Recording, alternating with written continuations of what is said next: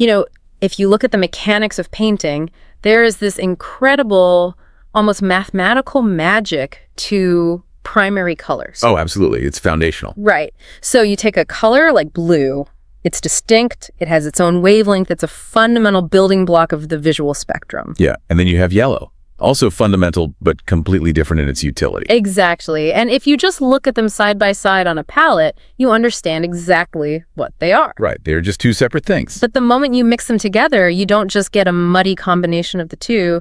You experience like a chemical reaction. You get an entirely new shade. Yes. Right. Suddenly you have green. It's a completely different visual experience. And the wild thing is, if you had never seen green before, you couldn't necessarily predict its existence just by staring at a tube of blue and a tube of yellow. No, you couldn't. It is an emergent property. An emergent property, exactly. And that emergent property is a highly useful framework for how we process complex systems. I mean, the sum isn't just greater than its parts. The sum becomes entirely fundamentally alien to its parts. Right. It requires a completely new cognitive category in the brain to even understand it. Exactly. And that brings us to the core mission of today's deep dive. We are welcoming you, yes, you, our inherently curious listener who is always looking to peel back the layers of how the world actually functions. Welcome. We are diving into the mechanics of something you use every single day. I mean, probably every few minutes. Oh, easy. We are decoding a linguistic behemoth today. It is the very lifeblood of casual English communication, and yet it is notoriously one of the most frustrating, impenetrable aspects of the language for anyone studying it from the outside looking in. Yeah, it really is a nightmare for learners. We are, of course, talking about phrasal verbs. Which, for anyone who has ever tried to map English onto another language, is exactly where the structural logic of traditional grammar just seems to completely collapse. It just falls apart. It does. It defies straightforward, algorithmic learning completely. Okay, so let's unpack this using that primary color analogy, because learning these linguistic tools is exactly like mixing those primary colors. It's a perfect comparison, honestly. Right. So you have a base verb. Let's take the word wake. Okay, wakes. It's basic. It's a primary color. It implies a transition from sleep, you know. Then you have a tiny, seemingly insignificant preposition, like the word up. Right, another primary color. Exactly. Yeah. Separately, they are totally basic concepts, but when you combine them, when you mix the blue and the yellow, you get an entirely new shade of meaning. Yeah, it completely flips the context of what you were saying. You don't just wake anymore, you wake up. And as we'll see, the addition of that tiny spatial preposition entirely changes the cognitive load of the sentence. It does. And, you know, the frustration that learners experience with this is completely justified. Oh, 100%. Because the traditional pedagogical approach to this is frankly archaic. The instinct of a textbook is to treat these combinations like mathematical equations. Or like a periodic table to be memorized. Exactly. Sure. They present you with a list of base verbs and a list of prepositions, and they expect you to just memorize the hundreds of different resulting definitions as if they are completely arbitrary. Like they were just pulled out of a hat. Right. But the secret to truly mastering this, the secret to native level fluency, isn't rote memorization of endless flashcards. Thank goodness. Yeah. It is about understanding the underlying cognitive mechanics. It is about recognizing that these phrases aren't random at all. No, they're deeply rooted in how the human animal navigates physical space. Precisely. Which is exactly what our source material today proves so brilliantly. Today, we are analyzing a fascinating transcript from an advanced English learning show called Podzone. That's a great show. It really is. And the hosts of that show, they break down how native speakers actually converse. They aren't interested in rigid textbook rules or formal syntax at all. Right. They're analyzing what they perfectly describe as English in the wild. English in the wild. I love that phrasing. It's so accurate. They take this incredibly complex grammatical concept and they show you how it lives, breathes, and evolves in everyday life. Yeah. And more importantly, they reveal the hidden architecture of why we pair specific physical directions with completely abstract concepts. Because language doesn't exist in a vacuum, you know? It doesn't exist in a dictionary. Right. It evolved as a tool for primates to coordinate action in a three-dimensional physical environment governed by gravity. It all comes back to gravity. It really does. Our entire vocabulary is built on top of that prehistoric spatial scaffolding. So rather than just giving you a laundry list of vocabulary words, we are going to trace the anatomy of a single highly simulated day. A day in the life of a phrasal verb. Exactly. We want to look at how these phrases act as the connective tissue of human experience. We're going to examine the absolute physical chaos of a weekend DIY project first. Oh, the classic weekend disaster. You know it. And then we'll look at the deep psychology of the morning routine and how we transition consciousness. That part is fascinating. It really is. From there, we'll see how we weaponize these physical phrases to handle the abstract, high-stakes world of corporate firefighting. And of course, the modern phenomenon of digital exhaustion. Yes, the digital drain. Finally, we are going to put 5 specific, indispensable phrasal verbs under the microscope to see how their gears actually turn. It is basically an exploration of embodied cognition. We are going to look at how your physical body dictates the words that come out of your mouth. So let's ground this immediately in the physical world. The source material kicks off with this highly relatable, almost tragic weekend anecdote from one of the hosts. Oh yeah, detailing a home DIY project that just spiraled into an absolute disaster. The universal human experience of overestimating one's handyman skills. We've all been there. The story starts with a very specific state of being. The host explains that he was running on fumes because he had stayed up way too late on Saturday. Stayed up. Right. Then he says he fell down an internet rabbit hole of DIY shelving videos. Fell down. Notice the directions. Exactly. He gets a sudden burst of inspiration, and he decides to try and put up a new shelf in his bedroom. Put up. Now, the story itself is a classic failure narrative. He tries to put the shelf up. He completely botches the alignment. He decides to take the whole thing apart because he thinks he can reverse engineer a better design. A terrible idea, usually. Always a terrible idea. But inevitably, he lacks the skill to put it back together. Of course. So he just ends up with a pile of ruined wood on his floor and a stack of books that have been unceremoniously taken down from their original spot. If you look closely at the architecture of that story, it is basically a tragedy told entirely through directional prepositions. And that's what I want to dig into, because every single one of these verbs relates strictly to physical space and directionality. Right. Up, down, apart, together. Yes. He wants to put a shelf up, the books get taken down, Okay. and the source text highlights a beautiful piece of linguistic irony here, too. Oh, this is my favorite part. The co-host points out that he was trying to level up his apartment, but he ended up with a mess, meaning he had to put off his desire to show off to his friends. What's fascinating here is that we touch on a concept in cognitive linguistics known as spatial mapping. Spatial mapping. Okay, break that down for us. Well, why does English rely so heavily on these directional particles for tasks? It's because the language perfectly mirrors the physical reality of construction and deconstruction. It's mimicking the action. Exactly. When you are building a shelf, you are literally fighting the force of gravity. You are taking disparate pieces and lifting them up against the natural pull of the earth. Right. And when you dismantle it, pieces come apart, breaking their unified structure. When you try to reassemble it, they must come together. So they aren't just arbitrary words. Not at all. The verbs are literal spatial instructions embedded directly into the casual storytelling. But hold on, let me challenge that premise for a second. Go for it. I buy the spatial mapping theory for physical objects like wood and books. Lifting wood up makes perfect sense. But that physical mapping theory seems to break down when you look at other uses of these exact same words. How do you mean?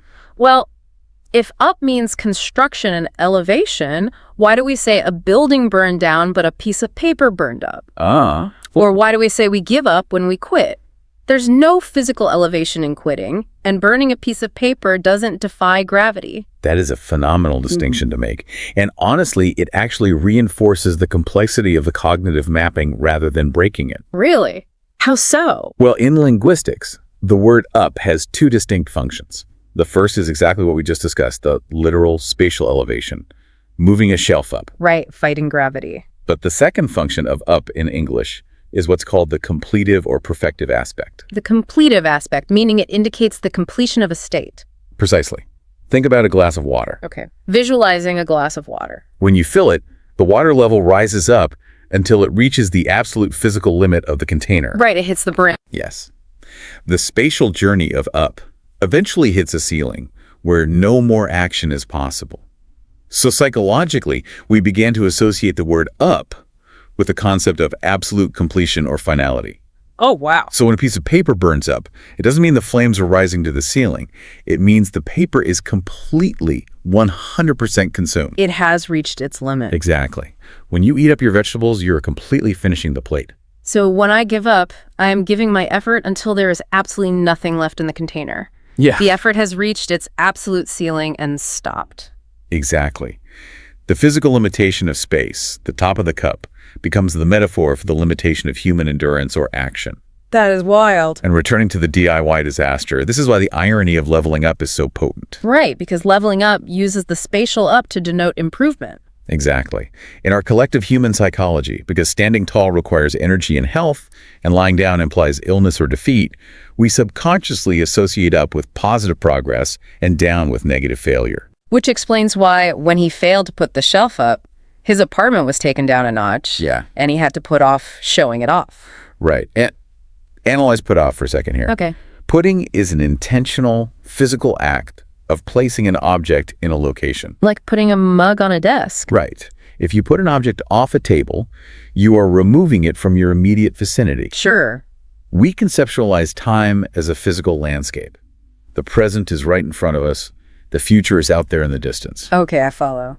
So when you put off a task, you are literally taking the heavy physical burden of that responsibility and shoving it away from your body out into the landscape of the future. Oh, wow. You are physically removing it from your current space. You are manipulating time as if it were a physical object. It's incredible how visual it is when you actually slow down to look at it. Yeah. You are manipulating time as if it were a block of wood on a workbench. It really is beautiful. And building on this idea of physical spatial awareness, the source material moves from the weekend disaster into the start of a normal workday. Right, shifting the context. Yeah, we transition from how we maneuver wood and shelves through space to how we maneuver our own biology, our consciousness through time and space. And specifically, the text dives deep into the psychology of the morning routine. Let's talk about that, because the morning routine is arguably the most demanding physiological and psychological transition we make every single day. Without a doubt. Yeah. You are moving from total unconsciousness to active consciousness. From a horizontal resting state to a vertical active state. Exactly. Yeah. And from a private, internal world to a public, external reality. And the source material highlights this beautifully by pointing out a highly specific divergence in how the two hosts handle the very first moment of the day. The exact second the alarm goes off. Right, which is another fascinating quirk of English. It really is. We say the alarm goes off, which implies deactivation, but we use it to mean the alarm has aggressively turned on and initiated its function. It's completely counterintuitive. It makes no sense on the surface. But looking past the alarm itself, the text focuses on the divergence in strategy. One host's strategy is to get up immediately the second the sound happens. No lingering, just immediate action. Right. But the other host has a completely different ritual. He says his process is to wake up, then manually turn off the alarm, and then he just lies there in the quiet trying to psych himself up for the day ahead. It's a very different psychological approach to the transition of morning. It really is. And it hinges entirely on the semantic difference between two seemingly identical verbs. And that's the core question here. Why do we need both? Is there a genuine psychological or cognitive reason we use the phrase wake up versus get up? Well, what do you think? Because in this text, they are treated as two distinct sequential steps in a process. The distinction is profound, actually, and goes right back to that mind-body divide we were just discussing. Okay, unpack that. Wake up denotes the abstract mental return of consciousness. Think about the metaphors we use for sleep. We talk about falling into a deep sleep. Right, like a pool. Yeah, we talk about the depths of the subconscious. So the mind descends from those depths. It comes up to the surface of reality. So consciousness is an elevated state. Exactly. Yeah.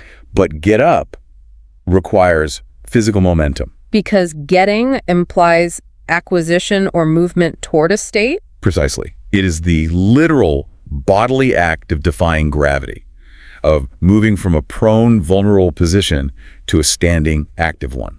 So it is entirely possible to wake up without getting up. Oh, completely. Your brain is at the surface, but your body is still at the bottom of the pool. Precisely. And the host who lingers in bed proves this perfectly. His mind is up, but his body is still physically down. And what is he doing while his body is down? He's trying to psych himself up. Right. He is attempting to gather mental energy, actively elevating his psychological state to match the physical elevation that gravity and the workday will soon require of him. He is closing the gap between the mental up and the physical up. That's a great way to phrase it. But the text mentions the inherent danger of this strategy. Oh yeah, if you lie there trying to psych yourself up, you run the risk of accidentally dozing off again. And look closely at the spatial imagery of that phrasing. Dozing off. Falling asleep, nodding off, dropping off. Wow. Every single one of these phrases implies a distinct loss of control. You are dropping away from that active, elevated up state of morning readiness. You drift off the linear path of the day. You fall down into unconsciousness. The spatial metaphors are doing all the heavy lifting to describe involuntary internal psychological states. Exactly. When we lose control, we fall. Gravity wins. Gravity always wins. The moment you give up active resistance, gravity just yanks you back down. It does. And once that initial battle with gravity is won, whether you get up immediately or finally manage to stop dozing off, the text outlines the absolute chaos of the rest of the morning scramble. It's relentless. It is a relentless barrage of phrasal verbs. It's a linguistic gauntlet. You literally cannot survive a morning without them. Let's run through it. You wash up. You throw on some comfortable clothes. You spend too much time trying to pick out an outfit. Until you inevitably run out of time. Then you have to hurry up and head out. And of course, as you are heading out the door, you physically run into a neighbor in the hallway, which violently halts your forward momentum. Exactly. You physically intersect their path, running into them as if they were a brick wall. And neighbors always want to catch up right when you are running late. Always. And during this catch-up session, you find out all the latest building gossip. Like who is moving out. Or which couple on the third floor has broken up. Think about your own morning today if you're listening. If you retrace your steps from the moment you opened your eyes to the moment you sat down at your desk or in your car, you likely performed 15 or 20 different phrasal verbs before you even digested your first cup of coffee. It's kind of staggering to think about. It really is. You didn't simply dune clothing, you threw it on, implying a lack of care and a rapid velocity of movement.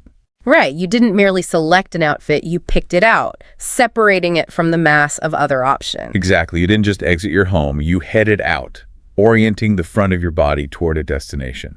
It proves how deeply ingrained, how entirely intuitive, and how essential this wild English is. It is the connective tissue of human action. But here's where the narrative takes a turn and where the cognitive mapping gets incredibly complex. Okay, let's go there. Once we leave the physical house and we leave the neighbor's physical gossip behind, we enter the abstract world of work and technology. Right, the office. In the physical world of the morning routine, it makes logical sense to take down a book or throw on a shirt because those are tangible items with mass and weight. They exist in physical space. But how do these spatial verbs continue to function when there is no physical space to navigate? This is the crucial evolutionary leap of human language. This is where we transition from physical survival to abstract civilization. The hosts in the source text move their narrative into office vocabulary, and they list the verbs that dominate the corporate environment. Logging into computers, Going over schedule, working on demanding tasks, checking in with the team, and having to deal with minor fires or crises. And none of which involve physically moving your body through three-dimensional space in the way that building a shelf or putting on a shirt does. Right, that's exactly the paradox. You can't physically hold an idea in your hands. No, you can't put a digital schedule on the floor and literally step over it with your feet. Exactly. Here's where it gets really interesting. In a corporate setting, we use these exact same physical verbs to make invisible abstract ideas feel tangible. Yes. You can come up with a strategy, you can write it down, you can point it out in a Zoom meeting. You can bring it up for discussion. And you desperately try to get your point across. What you are describing is ontological metaphor. Ontological metaphor. Okay, explain that. We take the spatial map of the physical world. The world our ape brains evolved to understand over millions of years. And we forcefully overlay it onto the intellectual, abstract world. But is it just because we are lazy? I mean, are we just using these spatial idioms because we lack a better, more precise vocabulary for abstract thought? No, it has absolutely nothing to do with a lack of vocabulary. It is a fundamental limitation of human cognition. Really? The human brain cannot easily process purely abstract concepts without anchoring them to physical reality. We are embodied creatures. Right. Our primary interface with the universe is through touch, sight, weight, and movement. If I want you to examine a highly abstract concept, say a flaw in a financial forecast. I cannot just transmit pure abstract data to your brain. Exactly. I have to act as if the concept is a physical box. I bring it up onto the metaphorical table between us. We go over it as if we are physically inspecting its surface from above. Yes. I point out a flaw, as if there is a visible, tactile crack in the side of the box.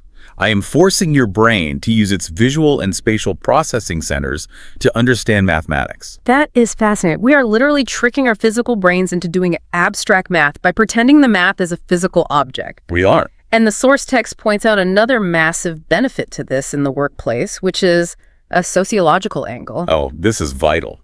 In tense, high-stakes environments, these spatial phrases act as a vital social lubricant. They're essential for de-escalation and group cohesion, right? Absolutely. Think about the tone of corporate communication. If you are in a heated, high-stress meeting and you tell the room, examine this problem logically, or cease your emotional reactions immediately. It sounds incredibly harsh. It sounds clinical, combative, almost like a robot HR manager demanding compliance. It creates immediate defensive walls. No one wants to be talked to like that. But as the source text highlights, if a leader steps in and says, okay, everyone, let's calm down and look at this, it feels entirely different. It feels collaborative. Right. Why is that? Because calm down relies on that spatial metaphor we discussed earlier. Anger and panic are universally associated with heat and rising. Blood pressure goes up, voices go up, tension rises. So calming down asks the room to lower the metaphorical temperature. Exactly. It gently suggests bringing the elevated, frantic energy back to a grounded, stable baseline. It's a physical request, not a dictatorial command. The text also notes how we use these physical verbs to muster internal courage in these abstract spaces. Yes. One of the hosts talks about the struggle of learning to speak up in meetings so her ideas aren't ignored by louder colleagues. Speaking up, it's brilliant. You are not just verbalizing air from your lungs. The metaphor implies that you are elevating your voice, yes, but you're also elevating your physical presence in the room hierarchy. You are projecting your innate value upward and outward. You are ensuring your intellectual contributions don't stay hidden down below the surface where they could be trampled on. These verbs basically soften the sharp, aggressive edges of corporate life while still demanding definitive action. They make the abstract battleground of an office feel navigable. But the text doesn't stop at the end of the workday. It shifts to the post-work reality, specifically targeting the digital toll of modern life. And this is where the sheer volume of these verbs gets almost suffocating. The cognitive load of navigating the digital space is immense. Because the digital landscape is the ultimate abstract void. It has no physical boundaries, no gravity, no actual location.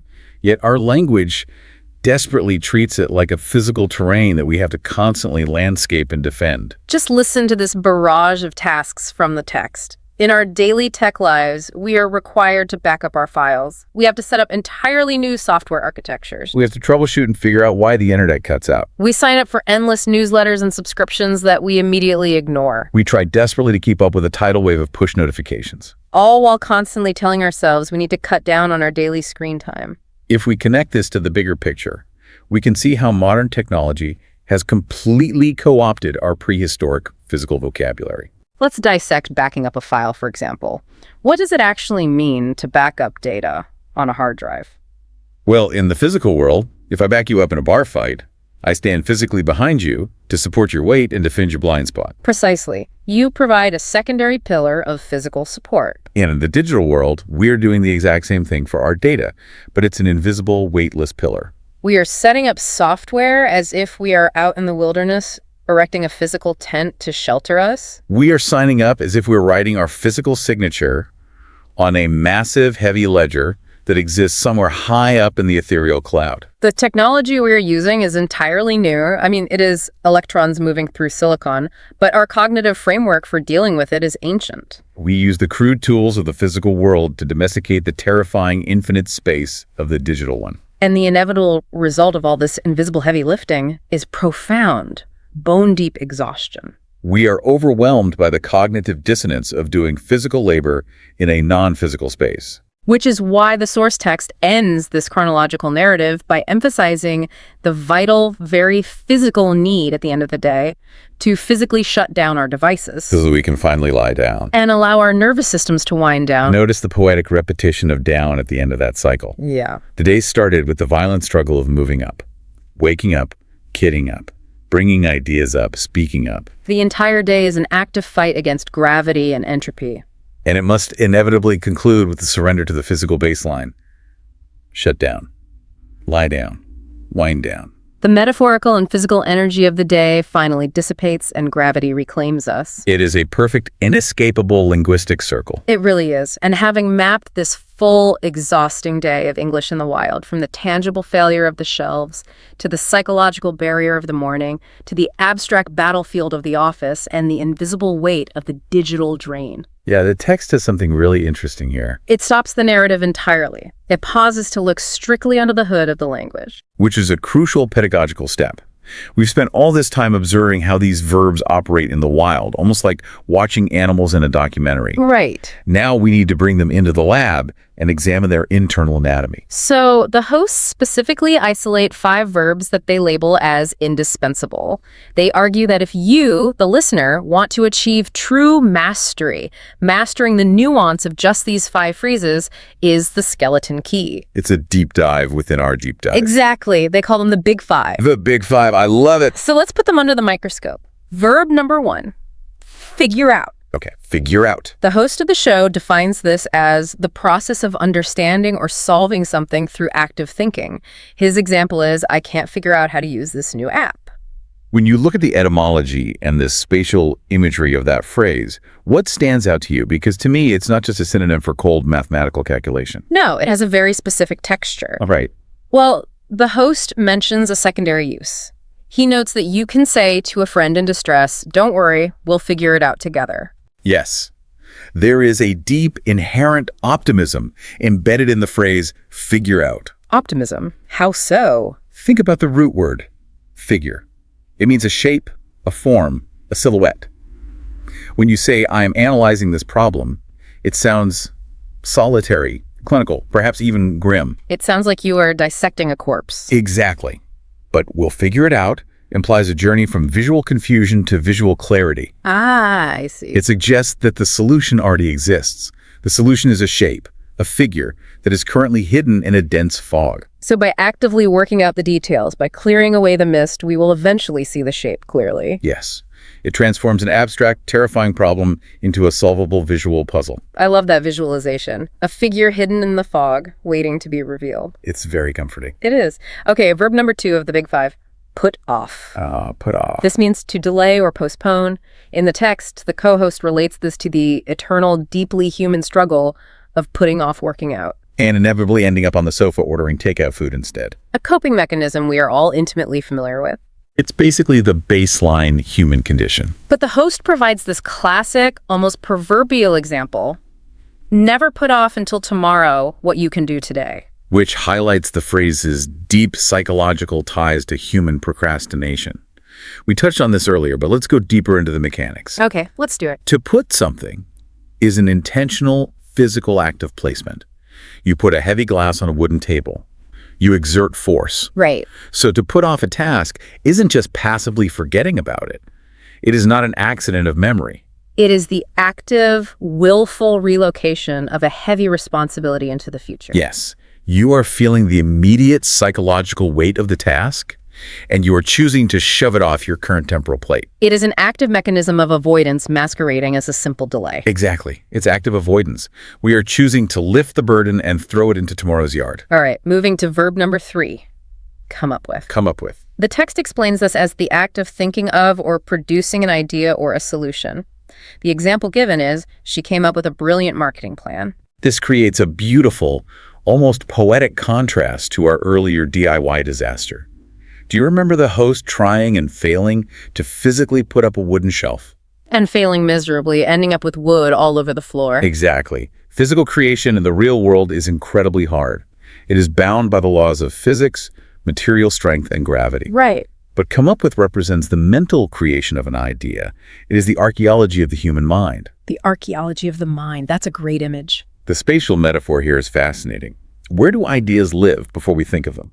Well, we conceptualize the subconscious mind as a deep, dark, subterranean basement. Yes. When you come up with a plan, you are reaching down into the dark depths of your accumulated knowledge, grasping an abstract concept and physically hauling it up into the bright light of conscious thought. Where others can sit with you and examine it. It is the genesis of human innovation, described as an upward, physical retrieval from the dark. So, you are literally bringing an idea up from the basement of your brain and placing it in the brightly lit living room of the conversation. Precisely. You are elevating thought into existence. I love the spatial maps we've built here. Okay, verb number 4. And this is the one that the co-host in the source text gets highly enthusiastic about because it is so incredibly versatile and ubiquitous. Oh, I know which one this is. The verb is get through. Ah, yes. This is where we separate the casual learners from the masters. This raises an important question. Let's break it down meticulously because the source material provides 3 distinct, seemingly unrelated uses for this one phrase. Okay, let's hear them. First, it means finishing a massive, difficult task. The example is, I have an absolute mountain of paperwork to get through today. Right, a very common use. Second, it means surviving a period of intense emotional hardship.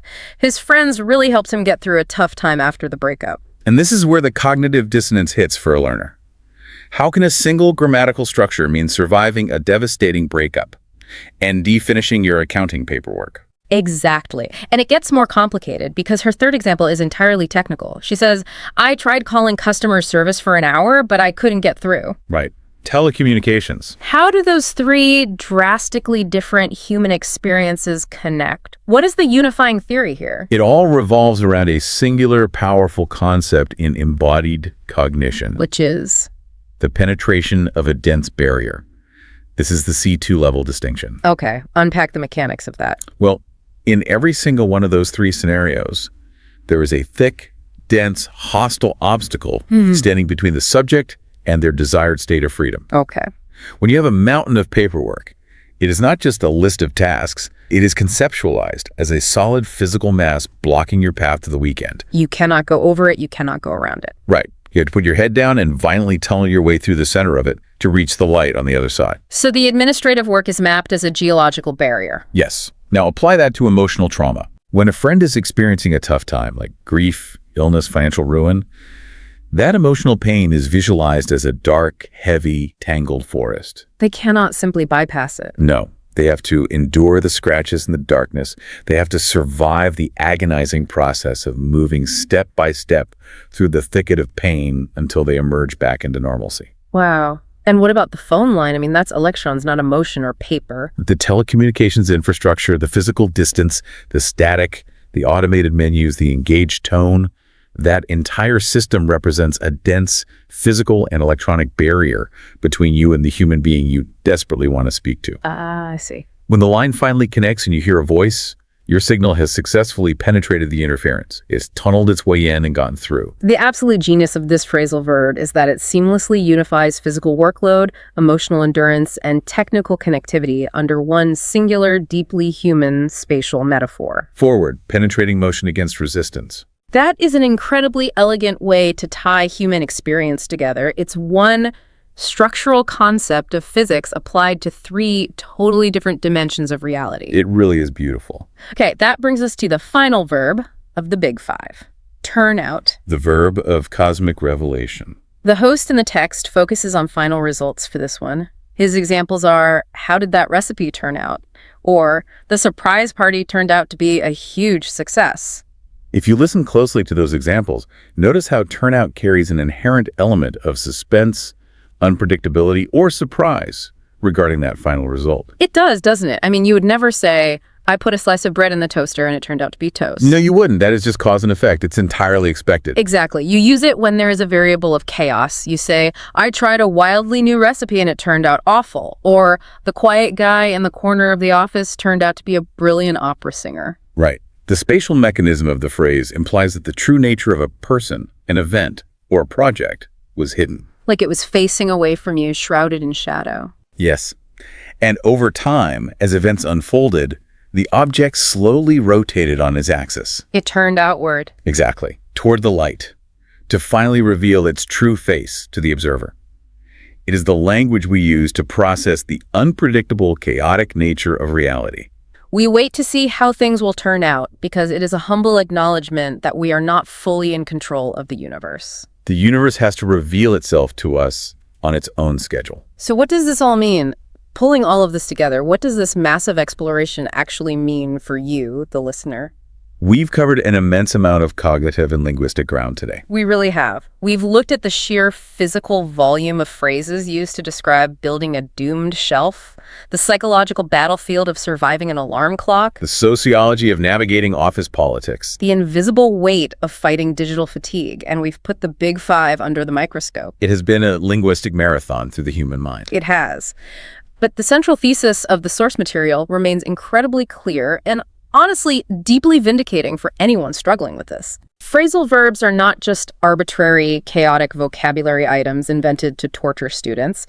They're not random lists to be painfully memorized from a dusty textbook. No, they are the actual physical tools our primate brains use to paint a navigable picture of our complex daily lives. They're the texture of English. They add the color, the dimension, and the spatial reality that you just cannot achieve through formal, Latin-based vocabulary. And that brings us to a direct call to action for you, the listener. We want to strongly echo the final advice from the hosts in the source material. Which is, Do not be afraid of these verbs. Yes, they are complex. Yes, they mix primary colors into strange, unexpected new shades of green and purple. but they are the absolute key to truly engaging with the language on a native, instinctual level. So start noticing them in your daily life. Yeah. Brush up on your vocabulary, and when you make mistakes, because you will make mistakes, just get over them and move on. So if a listener wants to move away from the flashcards, how should they actually start implementing this cognitive mapping? Start by shifting your awareness. Stop trying to memorize definitions and start noticing the physics of the language. Like when you're watching a film, reading an article, or listening to a deep dive like this one. Exactly. Pay strict attention to the prepositions. When you hear a phrase, ask yourself, what is physically moving in this sentence? Is it going up, down, in, or out? Visualize the spatial actions they describe. And I challenge you, the listener, to do exactly what the source text asks its audience at the very end of their show. Oh, right, the challenge. Identify which single phrasal verb concept you find the most baffling. Is it the completive aspect of getting up? Is it the barrier penetration of getting through? Or is it the temporal shift of putting off? Pick one.